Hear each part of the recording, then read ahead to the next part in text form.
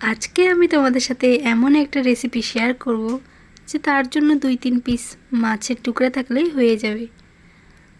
তো এইখানে আমাদের 2-3 পিস মাছের টুকরা নিয়ে নিলাম। এই মাছ দিয়ে এমন একটা রেসিপি তোমাদের সাথে শেয়ার করব যেটা অনেকটাই দারুণ লাগে, মজার হয় খেতে। তো চলো শুরু করা যাক ভিডিওটা।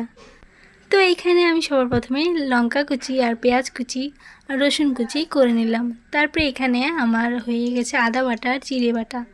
তারপরে কড়াইয়ের মধ্যে তেল দিয়ে দিলাম। তেলগুলো যখন গরম হয়ে যাবে ওর মধ্যে দিয়ে দিলাম সামান্য অল্প পরিমাণ জিরে। তারপরে জিরেগুলো যখন গরম হয়ে যাবে ওর মধ্যে পেঁয়াজ কুচি, লঙ্কা কুচি, রসুন কুচি এগুলো সব কিছু তেলের মধ্যে ঢেলে দেব। তারপরে এগুলোকে হালকা করে একটু ভাজা করে নেব। যত সময় না লাল হয়ে যায় তত সময় পর্যন্ত ভাজা করে নেব।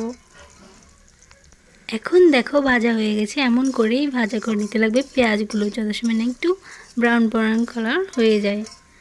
তারপরে এগুলোর মধ্যে দিয়ে দেব আদা আর জিরে বাটা।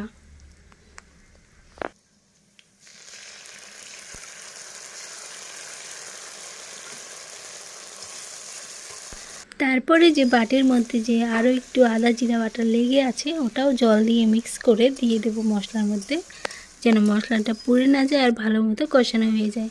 তারপর ওর মধ্যে দিয়ে দেব স্বাদ অনুসারে নুন। তোমরা আইডিয়া মতো দিয়ে দেবে, যতটুকু মাছ থাকবে ওই আইডিয়া হিসেবে।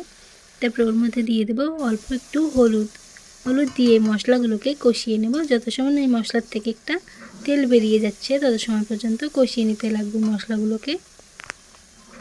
তারপরে মশলার মধ্যে দিয়ে দেব শুকনো লঙ্কার গুঁড়ি। তো এগুলো দিয়ে আবার মশলাকে একটু কিছু সময় কষিয়ে নেব। তারপর ওর মধ্যে দিয়ে দেব ওই যে ভেজে রাখা টুকরো টুকরো মাছ রয়েছে 2-3 পিস, ওই মাছগুলোই সব মশলার সাথে দিয়ে দেব। তারপরে এই মাছগুলোকে খুন্তির সাহায্যে ভেঙে নিতে লাগবে।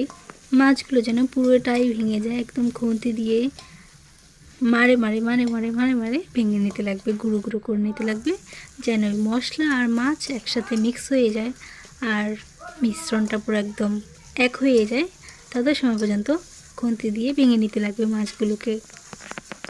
এইভাবেই মাছগুলোকে তত সময় পর্যন্ত নাড়তে লাগবে খুন্তি দিয়ে, যত সময় না এগুলো নামাবো আর পুরোপুরি একদম মশলাগুলো মিক্স হয়ে যায় তত সময় পর্যন্ত। তো এখন দেখো অনেকটাই মিক্স হয়ে গেছে আর অনেকটাই হয়ে আসছে নামানোর জন্য। তো এখন এগুলাকে নামিয়ে ফেলবো। আজকে আমি এই মাছ ছাড়াও আরও রান্না করছিলাম পটল ভাজা। তো এই মাছ রান্না করছিলাম, ভাবছি যে তোমাদের সাথে শেয়ার করি একটু, তাই এটা ভিডিও করলাম। আর পটল ভাজাটা কীভাবে করলাম ওটার ভিডিও করা হয়নি, তাই এটাই শেয়ার করলাম, যেটা করলাম ওটাই। তো এইখানে আমার এখন মাছের এই ঝাল ঝাল মিক্স রেসিপিটা তৈরি হয়ে গেছে। তোমাদের কেমন লাগছে কমেন্ট করে জানিও। এই মিক্স শুকনো শুকনো মাছ দিয়ে গরম গরম ভাতের সাথে কিন্তু জাস্ট ওয়াও লাগে, একবার খেলেই বুঝতে পারবে। তো আমি এখন এইগুলো নামিয়ে ফেললাম। তারপরে আমি বসে পড়লাম, ঘর ঝাড় দিয়ে সব কিছু পরিষ্কার করে বসে পড়লাম খাওয়ার জন্য।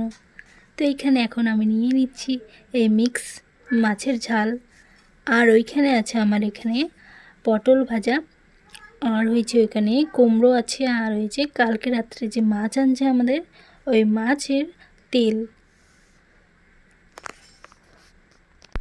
আমার মাছের তেল খেতে অনেকটাই ভালো লাগে, তোমাদের কার কার ভালো লাগে কমেন্ট করে জানিও।